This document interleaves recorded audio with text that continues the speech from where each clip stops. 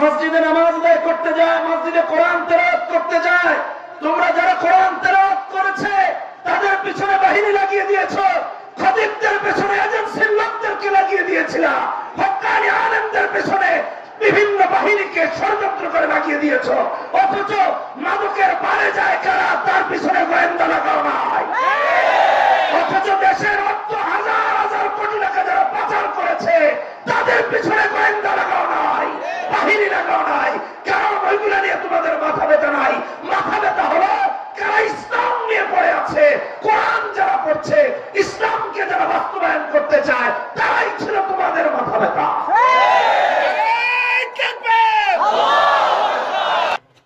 আলেমদের সার্টিফিকেট আল্লাহ তাআলা কোরআনে কারিমে দিয়েছেন। আলেমদেরকে ছোট করবে কে, খাটো করবে কে? পৃথিবীতে কেউ নেই, বিশ্বাস করুন কেউ নেই। অথচ তাদের ইজ্জত নিয়ে টানা হেঁচড়া করার মতো হলো এই পৃথিবীতে তৈরি হয়েছে ইহুদি নাসারাদের এজেন্ডা বাস্তবায়ন করার জন্য। কি কারণে আলেমদের উপরে বিগত এতগুলো বছর, 16-17 বছর এত নির্যাতন হলো? আমি একটু আপনাদেরকে পিছনে নিয়ে যেতে চাই। আল্লামা মুফতি আমিন রাহমাতুল্লাহি আলাইহি দাওরা এবং ইফতা পড়েছি, বয়ানের জগতে আরো কয়েকজন আছেন যারা আমাদের ডানে বামে পড়েছেন, আমরা একসাথে পড়েছি। 2012 সালে ইন্তেকাল করেছেন। ওনার মৃত্যুর আগে শেষ সাংবাদিক সম্মেলন আপনারা যারা দেখেছেন অথবা যারা দেখবেন একটু ভালো করে দেখে নিন। এগুলো সোশ্যাল মিডিয়াতে আছে, অনেক আছে। সাংবাদিক সম্মেলনটার উদ্দেশ্য ছিল কি, যে একজন আলেমকে যিনি এই দাওয়াতের ময়দানে কাজ করেছেন, শুধুমাত্র আলেম হওয়ার অপরাধে, শুধুমাত্র দায়ী হওয়ার অপরাধে, শুধুমাত্র কোরআনে কারিমের তাফসীর করার কারণে, দাড়ি টুপি তার লেবাস হওয়ার কারণে, সুন্নতি দাড়ি থাকার কারণে তাকে ফাঁসির আদেশ দেওয়া হবে, এটা মেনে নেওয়া যায় না। আমাদের প্রত্যেকের সাথে মাসআলাগত অনেক ইখতিলাফ আছে, 4 ইমামের সাথে ইখতিলাফ আছে, রাজনৈতিক মতদ্বন্দ্ব আছে আমাদের, এটা ভিন্ন জায়গায়। মুফতি আমিন রাহমাতুল্লাহি আলাইহি তখন সারা দেশকে দেখিয়ে দিয়ে সাংবাদিক সম্মেলন করে দেলাওয়ার হোসেন সাইদি রাহিমাহুল্লাহ ফাঁসির রায়ের বিরোধিতা করে তিনি সাংবাদিক সম্মেলন করেছিলেন। এবং হুজুর আমাদেরকে বলেছিলেন যে সামনে যা দেখতে পাচ্ছি তা খুবই ভয়াবহ। যদি আজকে আমরা ঘুরে দাঁড়াতে না পারি, একজন আলেমের ফাঁসির রায় দিয়ে দেওয়া হয়, তাহলে সামনে দেশের কোন আলেম নিরাপদ নয়। 2012 থেকে হযরতের ইন্তেকালের পরে আজকে 2024 সাল পর্যন্ত আমরা দেখেছি পদে পদে আলেমদের উপর জুলুম করা হয়েছে, নির্যাতন করা হয়েছে। আর এই নির্যাতন আমাদের দেশের স্বার্থে নয়, এই নির্যাতন আমাদের দেশের কোন সংগঠনের স্বার্থে নয়, এই নির্যাতন বিদেশি প্রভুদের খুশি করতে আলেমদের জেরা জুলুম করা হয়েছে। কথাগুলো একটু সুদূর প্রসারী। আমার পেজ আপনারা দেখবেন, 3রা আগস্ট সম্ভবত আমি লাস্ট আমার একটা স্ট্যাটাস দিয়েছিলাম, তখন আমি আমেরিকা দিয়েছিলাম যে যারা এতদিন আওয়ামী লীগকে ব্যবহার করে, ভালো করে শুনেন, আমার ভাইয়েরা আশা করি বুঝবে, তাদেরকে কষ্ট দেওয়ার জন্য বলতেছি না, মাধুর্যতার সাথে বলতেছি, কারোর সাথে এখানে কোনো দুশ্মনী নেই, এটা দাওয়াতি প্রোগ্রাম, দাওয়াত দিতেছি। আমি এখানে লিখেছিলাম এই দলটাকে ব্যবহার করে এতদিন বিদেশিরা মাদ্রাসাগুলোর উপর নির্যাতন করেছে, হেফাজতকে জামাত ট্যাগ দিয়েছে, হেফাজত ট্যাগ দিয়েছে। আপনি দেখেন কিছুদিন আগে তারা জামাত বলে কাউকে মেরে ফেলত, একটা শিবির দল ধরে ধরে জবাই করত, এটা স্লোগান ছিল। এটা একটা দেশের স্লোগান হতে পারে কিভাবে? আচ্ছা, এটা গেল। এক পর্যায়ে তারা হেফাজতকেও তাদের দুশ্মনের কাতারে দাঁড় করালো, এবং হেফাজত মানলে কোনো অসুবিধা নেই। পুলিশ ধরেছে কে? ও হেফাজত ধরেছে, আচ্ছা ঠিক আছে, এটা ভালো, অসুবিধা নেই। এভাবে করে করে হেফাজত জামাতের সাথে যাদের ভালো সম্পর্ক ছিল তাদেরকেও ধরেছে। ধরে নেন বিএনপি, কথার কথা বললাম, সবাইকে ধরেছে। সর্বশেষ যখন তারা জামাতকে নিষিদ্ধ করতে গেল, এটাও কিন্তু তাদের এজেন্ডা না, এটা বিদেশিদের এজেন্ডা। আপনি রাজনীতি সম্পর্কে যারা একটু গভীর চিন্তা ভাবনা করেন, পড়াশোনা করেন, আপনারা তো করেন, এটা বোঝার কথা। তখন আমি লিখেছিলাম যে যারা এতদিন জামাত, হেফাজত, শুধু এটা না, এটা তো দলের নাম বলতেছি, এটা বাদ দেন, নামাজি দেখলে জামাত ট্যাগ দিয়ে ধরে ফেলছে, আপনার ফাহাদের মতো ছেলেকে মেরে ফেলছে, কোনো জবাবদিহিতা করতে হয়েছে? হয়নি। নামাজি দেখলে তারে জামাত, তাকে হেফাজত লাগাই দিয়েছে। কি আজব ব্যাপার! এটা কোন অপরাধ ছিল আমাদের দেশে? আমার মাথায় আসে। আচ্ছা রাখেন এটা। এক জুমায় তখন আমরা খুব কোণঠাসা, প্রতি জুমাতে বিভিন্ন এজেন্সির নাম নিচ্ছি না, কারণ এই সমস্ত এজেন্সি গুলো তো এখনো আছে, গোয়েন্দা সংস্থার ভাইরা আমাদের মসজিদে আসতেই না জানি আজকে খতিব কি বক্তব্য দিবে, আমাদের সাথে সালাম করে দেখা করতে, যে বুঝাইতেন হুজুর আসি, জুমার বয়ানটা সাবধানে করবে। এটা থ্রেড, জুমার মেম্বরে যাওয়ার আগে এটা একটা থ্রেড। কি আজব ব্যাপার! কেন মসজিদে কি এগুলো করতে হবে? আচ্ছা রাখেন এটা। একবার এয়ারফোর্সের দুই ভাই আসলেন, আমি আনন্দের মনের কষ্ট বলতেছি, কারণ আগে বলছি যে এখানে ওটা আপন আপন লাগতেছে। আমরা যে কতটা নির্যাতিত ছিলাম, প্রত্যেক মসজিদের খতিব সাহেবরা কতটা নির্যাতন সহ্য করেছেন, এটা একটু শুনে নিচ্ছি। অথচ মুসলিমদের কাছে তো তারা নির্যাতিত হওয়ার কথা, কোন কাফের যদি নির্যাতন করতো এটা মেনে নিয়েছে। এটা কেন হলো এটা আজকে বুঝবেন। এয়ারফোর্সের দুই ভাই এসেছেন, বিমান বাহিনী, এসে বলতেছেন হুজুর গাড়ি রেখেছি অনুমতি দিয়ে। আমি জানি না আলেমরা আমাকে কি বলতেন, সবাই এখানে আমার চিনি, ওলামায়ে কেরামরা আছেন, মুহতারাম আছেন, জুতা টানার আমার যোগ্যতা নেই। একটা 90% মুসলমানের দেশে দাড়ি অনুমতি নিয়ে রাখতে হবে। আমরা কোথায় আছি? কারা আমাদের মাথার উপর ছিল? কেন আমার দেশের একজন সেনাবাহিনী হোক, নৌবাহিনী হোক, বিমান বাহিনী হোক, পুলিশ হোক, র্যাব হোক, বিজিবি হোক, তিনি মুসলিম হওয়ার সুবাদে তিনি দাড়ি রাখার অধিকার রাখেন? এটা আমাদের সাংবিধানিক অধিকার। আমার ধর্মকর্মে যারা বাধা দিবে তারা যাই হোক ওরা মুসলমান হতে পারে না। কেন দাঁড়িয়ে রাখতে আমাদের বাহিনীর ভাইদেরকে অনুমতি দিতে হবে? এটা কোন দেশ? দুঃখ করে বলতেছেন হুজুর তাই না, শুনুন মসজিদে একটু আগে যাই, আমাদের তো খুব আমার কাজ নাই, মসজিদে আগে যাই একটু কোরআন তেলাওয়াতের জন্য, দুরাকাত সুন্নাত পড়ব। এই জন্য আমার পেছনে গোয়েন্দা লাগায় দেওয়া হয়েছে। আমি মসজিদে আগে যাই। মসজিদে আগে কি মদ খেতে যায়?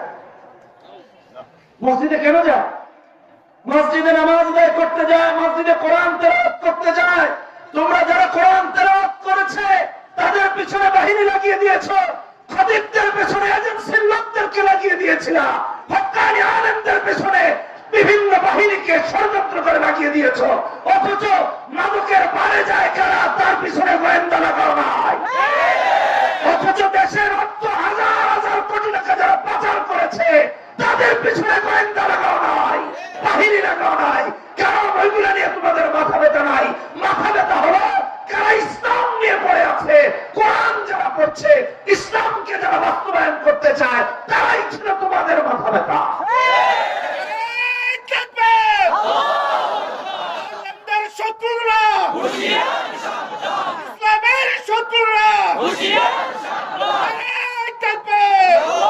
আমি দুঃখ কষ্টে এই কথাগুলো বলতেছি। 20 মে আমার অনেক উস্তাদরা যাবেন, বিভিন্ন জায়গায় বিভিন্ন বক্তব্য দিয়ে থাকি, তবে কোন দলকে নিয়ে বিশেষভাবে নাম নিয়ে কোন বক্তব্য আমার হয়তো বা পাবেন। এটা যে ধরনেরই হোক, আমাদের পিছনে লাগিয়ে দেওয়া হলো। আমার বাসায় গিয়ে হ্যারাসমেন্ট করে, বাসায় গিয়ে খুঁজে, কি আজব ব্যাপার, কি অপরাধ করেছি? খুন করেছি, মার্ডার করেছি, কোন মামলা তো কোনো অপরাধ। আল্লাহ হেদায়েত দান করুন। পরবর্তীতে 20 তারিখ দেশ থেকে লন্ডনে চলে যাই। পরিবারের সবাই খুব পেরেশান, কারা আসে কেন বুঝে, আমার নিচে ফার্মেসি আছে বাসা, সেখানে গিয়ে আমার খুঁজে, আরে ভাই আমি কি করেছি? যা করতেছি সব তো পাবলিক, কোথায় অপরাধটা একটু দেখা। আলেমদেরকে কোণঠাসা করা, হক কথা বলা যাবে না। আচ্ছা এটা রাখেন, আজকে এখানে আসলাম কেউ কিছু বলেন নাই, কথা কথা। আগে যেখানেই মাহফিলে যেতাম হুজুর আগেই কইতো রাজনৈতিক ওয়াজ করি। আমার মাথায় আসতো না আসলে এই রাজনৈতিক ওয়াজ মানে কোনটা হচ্ছে। কি আজব ব্যাপার, মুসলমানের সন্তান। মাইকের আওয়াজ যতদূর যাচ্ছে আশা করি শুনতে পাচ্ছেন, একটু ভালো করে বোঝেন। কিসের রাজনৈতিক কাজ করবে না, মাথায় আসে না। কারে কি বলে মাথায় আসে না। এখন যেখানে যাই হুজুর সব করবে, রাজনৈতিক কাজ করা যাবে। পার্থক্য পার্থক্য আমাদের মাথার উপর যে জিন্নাত, শয়তান নামক জিন্নাত চেপে বসেছিল তা দূর হয়েছে। ঠিক কিনা বেঠিক? এটাই প্রমাণ করে আমরা এতদিন স্বাধীন ছিলাম না, না ধর্মে না কর্মে না আমাদের কোনো কাজ। কোথায় ছিলাম একটু চিন্তা করে দেখেন। আলেমদেরকে গাইড দিতে আসে, আশ্চর্য লাগে। মসজিদে গিয়ে খতিবকে বলে হুজুর রাজনৈতিক কাজ করবে না, কি আজব ব্যাপার। খতিব সাহেব সুদের বিরুদ্ধে বললে চাকরি চলে যায়, মাদকের বিরুদ্ধে বললে চাকরি চলে যায়। মাদক চোরাকারবারীরা আলেমকে মেরেছে, উলঙ্গ করে ছবি তুলেছে। শুধু তাই না, ডিজে পার্টির বিরুদ্ধে বললে খতিবের চাকরি চলে যায়। টিভি অশ্লীলতা সিনেমার বিরুদ্ধে বললে খতিবের চাকরি চলে যায়। ঘুষখোরের বিরুদ্ধে বললে খতিবের চাকরি চলে যায়। রাখেন, আস্তে ভালো করে বুঝেন। আপনি হক কথা বললে বলেন এটা রাজনৈতিক বক্তব্য। ভালো করে শুনে রাখেন, এক একটা মসজিদ আল্লাহর ঘর, এটা কোন রাজনৈতিক অফিস নয়, রাজনৈতিক কার্যালয় নয়। যারা মসজিদে আসো, তোমাদের সহসভাপতি, সভাপতি আর সেক্রেটারি কথা দলের পর মসজিদের পাপুসের বাহিরে ফেলে দিয়ে মসজিদে ঢুকবা। আল্লাহর ঘরকে নোংরা করবা না, হক্কানি আলেমদের উপর বাধা হয়ে দাঁড়াবা না, হয়তো আল্লাহর আরশ থেকে গজব নেমে সব ধ্বংস হয়ে যাবে। যেই ধ্বংসের চিত্র সারা পৃথিবী দেখেছে। 17 বছরের এত বড় ক্ষমতাধর সরকার 45 মিনিট সময় পায়। ইন্না বাতশা রাব্বিকা লাশাদীদ, আল্লাহ যেমন সূরা বুরুজে বলেছেন, ঠিক তেমনি ভাবে আল্লাহ সূরা নিসাতে বলেছেন, ইন্না কাইদা শাইতানি কানা দাঈফা। ভালো করে মাথায় রাখেন, নিজেকে এত ক্ষমতাধর ভাইবেন না কেউই। আলাইসাল্লাহু বিআহকামিল হাকিম। সমস্ত বাচ্চাদের বাচ্চা কে? আল্লাহ। চিৎকার দিয়ে বলতে হবে কে? আল্লাহ। মাথায় থাকবে তো ইনশাআল্লাহ। আলেমদেরকে সম্মান। আলেমদের সাথে এত সমস্যা কেন? এত সমস্যা কি কারণে আলেমদের সাথে মাথায় আসে? আলেমদেরকে তো হক হালাল মেনে চলতে হয়, এই জন্যই তো তিনি আলেম। হালাল হারাম মেনে চলতে হয়, এই জন্যই তো তিনি খতিব। যদি মক্কুর না খতিব হয়ে যেত তাইলে না আপনি কইতেন হুজুর এই ওয়াজ করেন না, সে ওয়াজ করেন না। আলেমরা তো হক্কানি, এই জন্য তো হক কথা বলে। সমস্যাটা কোথায়? এগুলো পরিহার করুন। আলেমের মর্যাদার কথা আল্লাহ রাব্বুল আলামিন বলতে গিয়ে সূরা ফাতিহা যেমন বলেছেন 28 নম্বর আয়াতে, ইন্নামা ইয়াখশাল্লাহা মিন ইবাদিহিল উলামা, যে আলেমের সার্টিফিকেট দিয়েছেন আল্লাহ, আপনি তাকে হেস্তনেস্ত করছেন, আপনি তাকে লাঞ্ছিত করছেন, আপনি তাকে জেলে ঢোকাচ্ছেন, আপনি তাকে চাকরিচ্যুত করছেন, আপনি তাকে কোণঠাসা করে দিচ্ছেন। শুধু তাই না, যে আলেমের কথা বলতে গিয়ে আল্লাহ রাব্বুল আলামিন কোরআনে কারীমে সূরা মুজাদালাতে 11 নম্বর আয়াতে বলেছেন, ইয়ারফাইল্লাহু আল্লাযীনা আমানু মিনকুম ওয়াল্লাযীনা উতুল ইলমা দারাজাত, যে আলেমের মর্যাদাকে আল্লাহ আবার আকাশচুম্বী করে দিয়েছেন। আপনি তাকে টেনে টেনে নামাতে চাচ্ছেন, আপনি তাকে জেলে নিয়ে তার সম্মানহানি করতে চাচ্ছেন। দিনের পর দিন কিসের অপরাধে তাকে জেল খাটিয়েছেন, তার পরিবারকে হেস্তনেস্ত করছেন। আলেমরা বিগত দিনগুলোতে এমন ভাবে বাড়ি বাড়ি গিয়ে ঘুরেছেন, কোন বাড়িতে থাকতে পারেন নাই। বহু আলেম কেঁদে কেঁদে বিচার দিয়েছেন, হুজুর কোথায় যাব? ফুপ্পির বাসায় যাব, তিনি তো আমাকে রাখতে নারাজ। বলতেছে, বাবারে তুই যদি আমার বাসায় আসিস তাহলে তো পুলিশ এসে আমাদেরকে হেস্তনেস্ত করবে।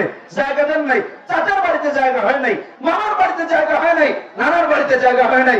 আলেমরা রাস্তাঘাটে ঘাটে একের পর এক থেকেছেন, বিভিন্ন জায়গায় থেকেছেন। আমিও 6 মাস বাসা বাড়িতে যেতে পারি নাই। আমার বাবা মা রাতের পর রাত চিন্তায় পড়ে পড়ে কেঁদেছেন। এই সময় বাংলাদেশে আসবে এটা কোনোদিন চিন্তা করেছেন? অথচ আমাদের রাষ্ট্র নাকি 90% মুসলমানের দেশ। আলেমদের কি অপরাধ ছিল? আমাদের নেতৃস্থানীয় আলেম থেকে নিয়ে একজন মসজিদের ইমাম পর্যন্ত তাদেরকে হেস্তনেস্ত কিসের অপরাধে করা হয়েছে? কোন আলেমরা বোমা মেরেছে? কোন আলেমরা অস্ত্র নিয়ে গুলি করেছে? কোন আলেমরা কাকে হ্যারাসমেন্ট করেছে? কোথায় হত্যাযজ্ঞ চালিয়েছে? কোথায় সন্ত্রাস করেছে? কোথায় চুরি করেছে? কোথায় রাষ্ট্রের টাকা পাচার করেছে? কোথায় মাদক পাচার করেছে? কোথায় অস্ত্র চোরা কারবারি করেছে, কোথাও কোনো কিছু দেখাতে পারবেন না, তাদেরকে হ্যাস্ত করা হয়েছে, হ্যারাসমেন্ট করা হয়েছে। অথচ আলেমের মর্যাদার কথা বলতে গিয়ে আল্লাহ রাব্বুল আলামিন কোরআনে কারীমে বলছেন তাদের কাছে যাও, শিখো, জানো তারা কি বলেন দেখো। আল্লাহ রাব্বুল আলামিন সূরা নাহলে 43 নম্বর আয়াতে বলেছেন ফাসআলু আহলা যিকরি ইন কুনতুম লা তা'লামুন। শুধু এখানেই না, আল্লাহ অন্য জায়গায় বলেছেন আলেম আর জাহেল এক নয়, আলেম আর গায়র আলেম এক নয়। কোরআনে কারীম খুলে দেখেন সূরা জুমার 9 নম্বর আয়াত, 9 নম্বর আয়াত, কুল হাল ইয়াস্তাবিল লাযীনা ইয়ালামুন ওয়াল লাযীনা লা ইয়ালামুন, কুল হাল ইয়াস্তাবিল লাযীনা ইয়ালামুন ওয়াল লাযীনা লা ইয়ালামুন। যে জানে আর যে না জানে সে তো কখনো এক হতে পারে না। যে কোরআন পড়ে আর যে কোরআন পড়ে না সে তো এক হতে পারে না। যে হক্কানি আলেম আর যে দরবারি কখনো এক হতে পারে না। আমার ভাইরা কথাগুলো ভালো করে ক্লিয়ার করে শুনেন। এই জন্য হক্কানি আলেমদের সাথে যারা দুশমনী করেছেন সাবধান, খবরদার সাবধান হয়ে যান। যে আলেমের মর্যাদা এত বেশি কোরআন এবং সুন্নাহ জানার জন্য, গান জানার জন্য নয়, পুঁথি জানার জন্য নয়, গীতা জানার জন্য নয়, অশ্লীলতা জানার জন্য না, অস্ত্র চোরা কারবারি জানার জন্য না, এলেম শেখার জন্য, দ্বীনকে জানার জন্য, দ্বীন শেখার জন্য। এই জন্য আমার ভাইরা আলেমের মর্যাদা অনেক বেশি, কারণ এলেম আল্লাহ সবাইকে দেন না, সবাইকে দেন না। বুখারীর হাদিস, বুখারীর হাদিস 71 নম্বর হাদিস, রাসূলুল্লাহ সাল্লাল্লাহু আলাইহি ওয়াসাল্লাম বলেছেন মান ইউরিদিল্লাহু বিহি খায়রান ইউফাক্কিহু ফিদ-দ্বীন। আল্লাহ যার ব্যাপারে কল্যাণের ফয়সালা করেন তিনি ইলম হাসিল করেন, তিনি দ্বীন জ্ঞান অর্জন করতে পারেন। সবাই পারেন না। অন্য হাদিসে রাসূলুল্লাহ সাল্লাল্লাহু আলাইহি ওয়াসাল্লাম বলেছেন, বুখারীর হাদিস 5027 নম্বর হাদিস, খায়রুকুম মান তাআল্লামা আল কুরআন ওয়া আল্লামা, খায়রুকুম মান তাআল্লামা আল কুরআন ওয়া আল্লামা। আমাদের মাঝে সেরা ব্যক্তি হলেন তিনি যিনি ইলম শিখেছেন এবং শেখান। কোরআন শিখেন এবং শেখান, কোরআন আরেকজনকে শেখাচ্ছেন, নিজেও শিখেছেন। সে আলেমদেরকে হস্তনস্ত করতে করতে ওদের দৌড়টা তাদের কার্যালয় থেকে বের হয়েছে, সমাজে প্রভাব বিস্তার করেছে, এলাকায়, জেলায়, বিভাগে, রাষ্ট্রে সব প্রভাব বিস্তার করতে করতে প্রত্যেকটা মসজিদে ঢুকে গেছে। এখন কি ইমামের কাঁধের উপর বসে যায়, খতিবের কাঁধের উপর বসে যায়। বেয়াদবি বন্ধ করুন। এই বেয়াদবি শুধু হক্কানি আলেমের সাথে বেয়াদবি নয়, এই বেয়াদবি আল্লাহর সাথে বেয়াদবি। আমার ভাইরা আরেকটা হাদিস শুনেন, আবু দাউদের হাদিস 3643 নম্বর হাদিস। আলেম কারা? সমস্ত নবী রাসূলের ওয়ারিস, এক নবী না। আদম আলাইহিস সালাম থেকে মুহাম্মদ সাল্লাল্লাহু আলাইহি ওয়াসাল্লাম পর্যন্ত যত নবী রাসূল এসেছেন সমস্ত নবী রাসূলের ওয়ারিস হলেন এক একজন হক্কানি উলামায়ে কেরাম। এইজন্য রাসূল এই হাদিসে বলেছেন ওয়া ইন্নাল উলামা ওয়ারাসাতুল আমবিয়া, ওয়া ইন্নাল উলামা ওয়ারাসাতুল আমবিয়া। সে আলেমকে গিয়ে রাজনৈতিক ওয়াজ করেন না, মাদকের বিরুদ্ধে বলেন না, সুদের বিরুদ্ধে বলেন না। এটা আলেমকে বলা হয় না, এটা আল্লাহকে বলা হয়, এটা নবীকে বলা হয়। এটা নবীর বিরুদ্ধে আচরণ করা হয়, এটা আল্লাহর বিরুদ্ধে আচরণ করা হয়। আলেম ইমাম সাহেব ওখানে ইমাম হিসাবে বসেছেন না, ইমাম সাহেব ওখানে ইলম হাসিল করার কারণে বসেছেন। ইমাম সাহেব ইমাম হয়েছেন ইলম হাসিল করার কারণে, কোরআন সুন্নাহকে অর্জন করার কারণে, শেখার কারণে। এই জন্য উলামায়ে কেরাম বসেছেন, মুহাদ্দিসিনরা বসেন, মুফাসসিরিনরা বসেন, মুহাদ্দিস আলেমরা বসেন, মুফতিয়ানে কেরামগণ বসেন। শুধু তাই না, এভাবে বসেছিলেন তাবিঈন, তাবিঈন, আইম্মায়ে মুজতাহিদিন, গৌস কুতুব আব্দুল্লাহ বসেছিলেন, সাহাবায়ে কেরাম বসেছেন, বসেছেন, হযরত আলী রাদিয়াল্লাহু তাআলা আনহু বসেছেন, হযরত ওমর রাদিয়াল্লাহু তাআলা আনহু বসেছেন, হযরত ওসমান রাদিয়াল্লাহু তাআলা আনহু বসেছেন, হযরত আবু বকর সিদ্দিক রাদিয়াল্লাহু তাআলা আনহু বসেছেন। এভাবে মুহাম্মদুর রাসূলুল্লাহ সাল্লাল্লাহু আলাইহি ওয়াসাল্লাম বসেছিলেন।